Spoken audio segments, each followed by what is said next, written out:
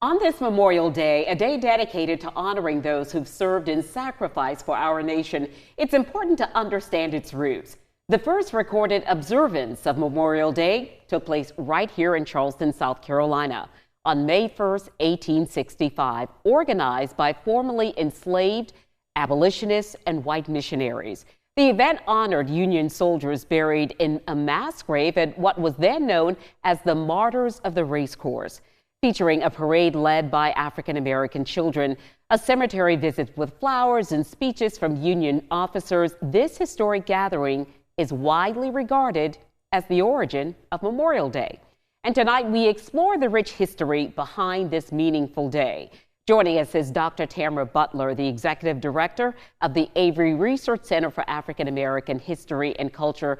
And Dr. Butler is an educator who is dedicated to preserving and sharing the often overlooked stories of African American history. And she'll offer insight into the origins of Memorial Day and its significance in its broader context. Dr. Butler, thank you so much for being with us. Thank you for having me. You know, Dr. Butler, I was a child who grew up here in Charleston, and I only came to hear about this story as an adult and in recent years.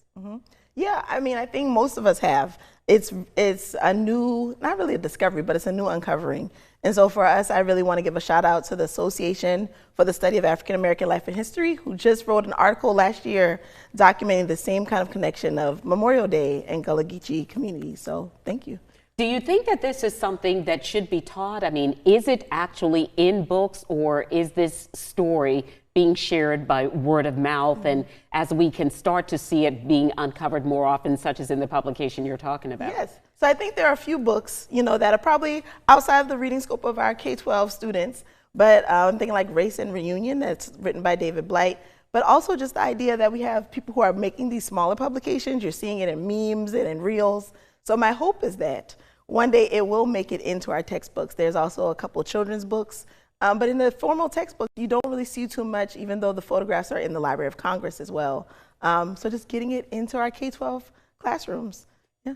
What does it mean in terms of the broader context of this connection to a place that is so important to the history of this nation? We think about Gadsden's Wharf, and you, of course, serving on the board of the International African American Museum. How does this factor into how we should think about Memorial Day?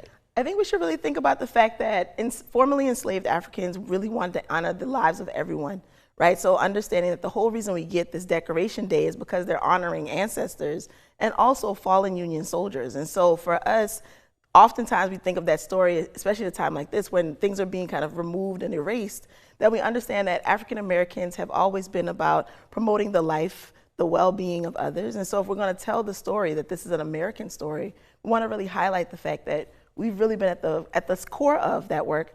And also that Charleston, when you think about slavery, Charleston has also been at the core of thinking about our own history collectively. And so I'm hoping that that will come out as people are thinking about Memorial Day. Yeah, in your context and your role with Avery Institute as well as the International African American Museum, I know that that's one of the goals, is that the museum is not thought of as a place that's static, but a place where education is happening and information as it's discovered is shared with all, that it is actually a living thing that is continuing to change over time. Yes.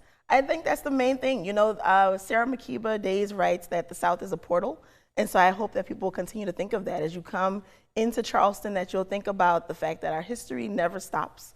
It always informs who we are in the contemporary, and also that we are a part of that storytelling. So more generations will come to understand the soldiers. They will come to understand Memorial Day. They'll also understand their own culture. It tells a fuller story of who we are as a people, but also as a society.